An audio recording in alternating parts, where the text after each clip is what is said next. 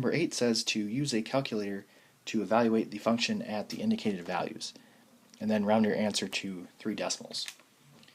So I want to do 4 raised to 0.3 plus 2, and that's in the exponent, and then plus 8, and that's in the main level.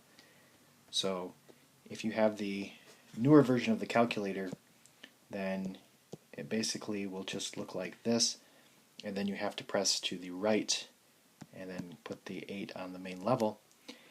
If you have the older version, it's going to be like this, and then close your parentheses, and that means that the exponent is done, and then put the plus 8.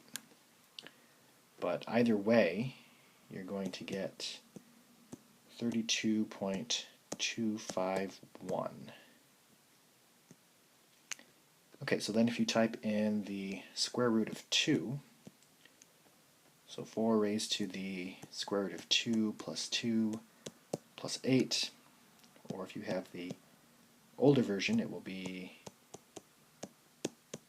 like that.